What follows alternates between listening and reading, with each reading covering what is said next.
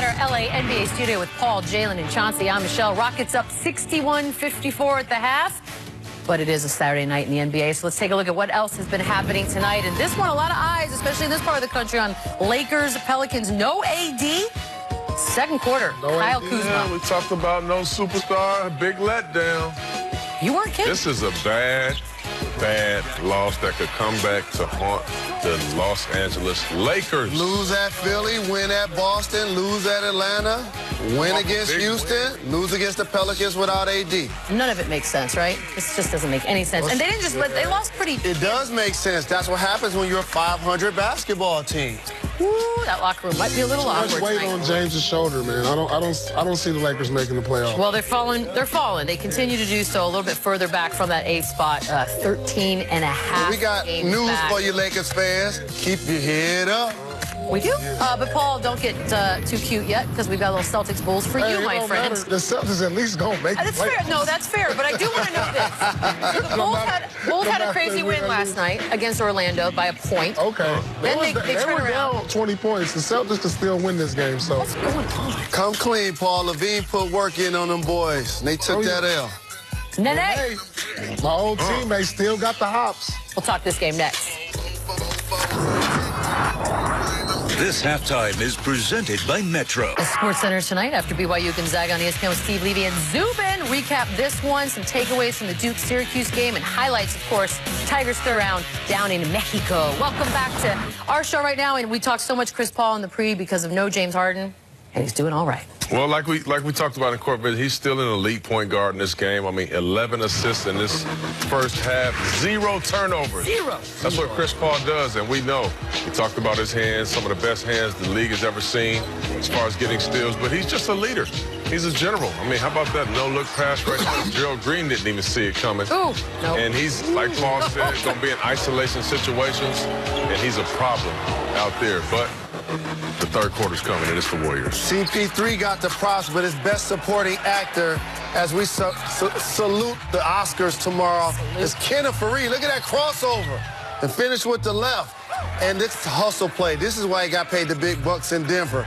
Now it looks like he's found a home in Houston, giving them great effort plays. Despite all that, CP and Kenneth Fareed's greatness, when you have Kevin Durant and Steph Curry, no lead is safe. I don't care how big it is in the Golden State Warriors home building. As they make a run late, these two guys are picking it up with 19 points and 13 points, respectively. Golden State is going to win this game, guys. Here's a problem for the Houston Rockets. The Golden State Warriors third quarter team is the 31st team in the league. Well, a 20-point lead down to a 7, and partly because of that dude right there. Second half action coming up with Mike, Mark, and Lisa. Watch the third quarter Warriors. From the NBA, T-Wolves center Karl Anthony Towns will miss the first game of his 4-year career tonight. He's in concussion protocol after a car accident last night. It took place when he was en route to the airport to catch the team's charter for tonight's game in New York against the Knicks. He did take a commercial flight instead, but did not participate in today's shoot-around again. He is out in concussion protocol after an accident.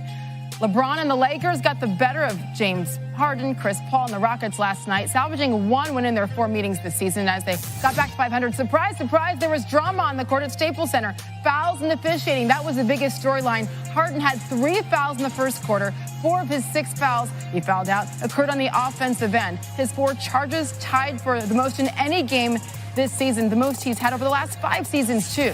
So Harden and Chris Paul, they both hit 6 fouls last night, both of them becoming the only starting backcourt to foul out in a single game this season. In fact, they're the only Rockets starting backcourt to foul out of a game in the last 20 years.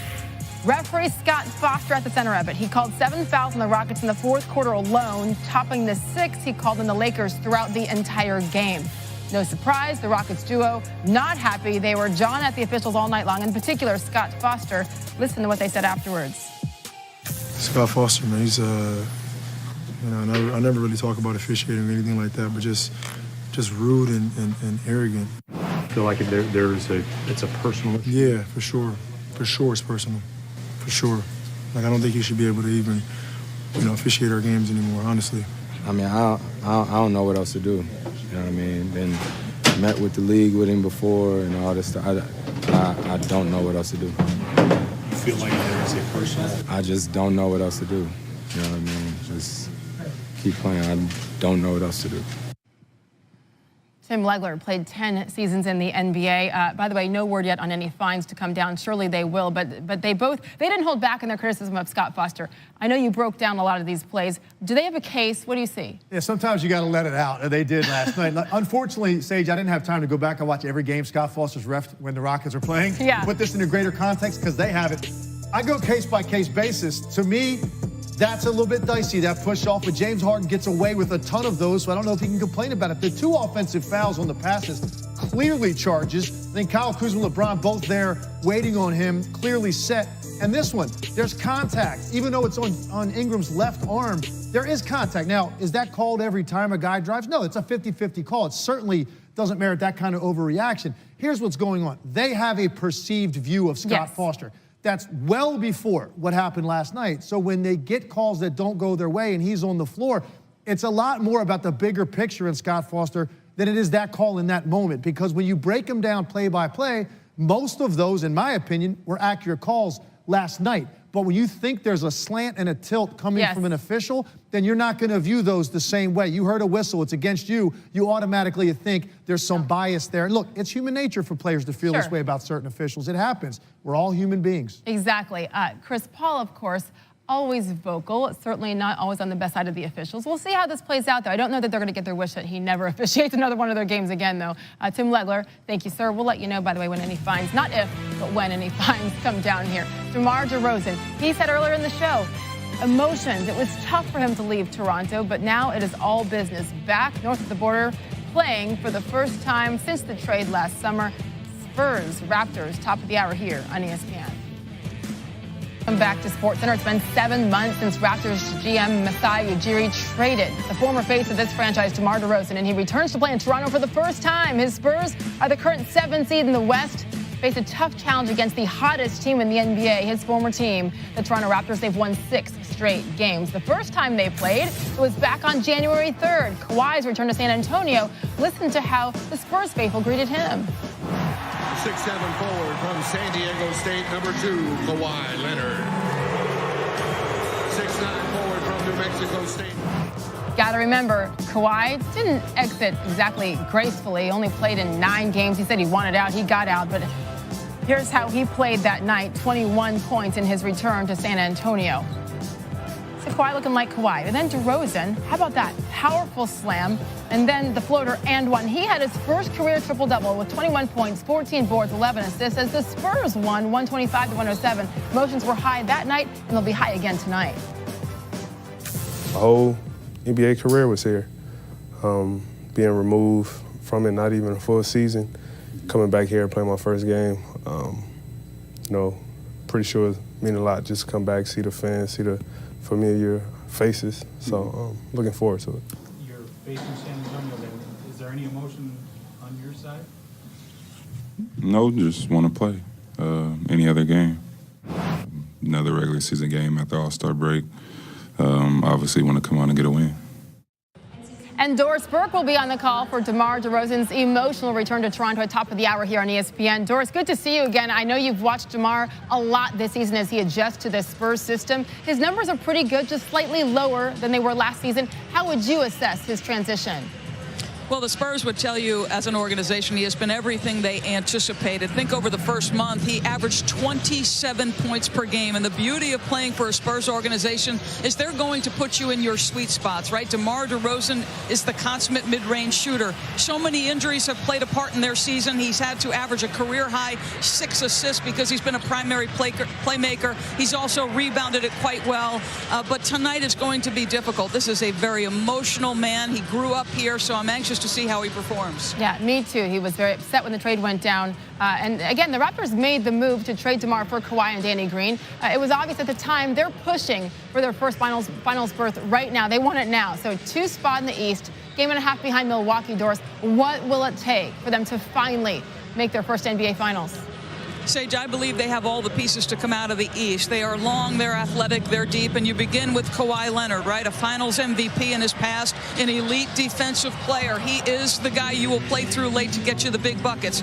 Kyle Lowry has been the engine driving this franchise for as long as I can remember. He could be more aggressive. You have Pascal Siakam, who has taken a monster step forward, maybe the most improved player, can put it on the deck and play 3, 4, and 5 positions. He is tremendous. And I think the addition of Marc Gasol as a high post passer and giving this team a little bit more playmaking. This team is deep, Sage. They've got the pieces. The East is going to be a wonderfully competitive playoff race. Yes, finally. And it does feel a little bit different this time in Toronto. Doris Burke, we look forward to your call, 7 Eastern, here on ESPN. Thank you so much. So that's where our doubleheader kicks off tonight, north of the border in Toronto. And then Game 2, Russell Westbrook looks to extend his record triple-double streak to 12 as the Thunder take on the Jazz. Both games, as always, on ESPN and the ESPN app. Welcome inside our LA NBA studio with Paul and Byron. I'm Michelle. Thunder up 66-57 at the half. We'll talk a little bit about this game, but first, it's been a fun night around the league, and we'll start with what is probably my favorite highlight of the evening. I don't know what Larry Markkinen and Aaron Gordon have going on here. Welcome to my block, buddy. That's one. That's one. This is personal. Right? That's 2. Has this happened where it's just the same dude over and over? And that's 3. I mean, he's swatting. They all went out of bounds, too. Now, Bill Russell said you should block it, but keep it in play. Well, I mean, it just seemed angry at one point. Here we go. Fouled by, you guessed it. You got to be kidding me. He does make the free throw, and he does get the last laugh. Markkinen does, because the Bulls end up doing what they needed to do. And by the way, Orlando's fighting for stuff right now. Bad loss. Fighting for Mount Zion. Yeah, but bad loss for Orlando. Whatever. Pistons, Hawks. Okay, explain to me what I just saw. Ooh, wait a minute. Trae Young has, I'm telling you, the last about 15, 20 games, Trae Young has picked up his play. Young fella playing really well. If it wasn't for Luka Doncic, yes, we'd be talking about him for Rookie of the Year. I could watch that last moment over and over again. Here we go. Thon Maker with the 3. Pistons win 125-122. McClure. First quarter, Knicks in Timberwolves game here. Knicks down 3. Dennis Smith Jr. Watch your head. Dunk of the night. That is silly. Easy. You know what? Good move moving out of the way, right? Yeah. Well, you still highlight. I mean, there's no point in standing Might as well show it again. Yeah. Goodness. But unfortunately, I used to get up like that. Get out the way. Knicks fall. Bummer. Reminds me of somebody. What? Excuse me? Don't do this. Don't do this right now. Westbrook, here we go. A little layup, rocking the baby. 20 points for him. We will discuss next. There it is. This happened. SportsCenter tonight following Jazz Thunder and after the buzzer with Scott Van Pelt. DeMar DeRozan's big return up north. He'll take you inside Tigers' second round in Mexico. Is he leading? No. SVP on whether Steph's best career season is just being ignored right now, though. Tonight's Going Places brought to you by Toyota. The offense for this Oklahoma City Thunder team, I think we've become numb. 66 points on the board. Byron, how? Well, in transition, you cannot turn the ball over against OKC. If you do, it is an instant layup or dunk, and they are the best in the league as far as turning teams over. And if it doesn't get said, Steven Adams had 5 steals. Yes, he did. In the first half. I just think that needs to be said. How about Donovan Mitchell? Well, I'm going to tell you one thing. Donovan Mitchell came out from the start of this game, from the opening tip, got the steal. And he's playing like a guy that, like, look, I didn't make the All-Star game. I got a chip on my shoulder. And that's the way I see him playing tonight. I mean, you can tell in his step. He got the break, All-Star weekend, and he was like, look, I'm going to come back a better player. And he's playing pissed off that he didn't make the All-Star team. I'm telling you, and I can see it in his play. I always think the first few games right after the All-Star break are quite interesting because I never know what to expect. Is this about par for the course, what you guys expected? No, they're actually playing better. You expect both teams to be rusty, but these two teams are putting up big points, shooting high percentages from the field. So usually you're a little rusty because of the time off. Well, also the fact that they played against each other last year in the playoffs to kind of make a little statement. There's some anger in there here somewhere. But Donovan Mitchell, whether it's a chip on the shoulder or not, it's working. Game high 21 points. Second half action coming back with Dave and Chauncey. Dave and? Hey, buddy. Dave and Buster? Sure. This halftime is presented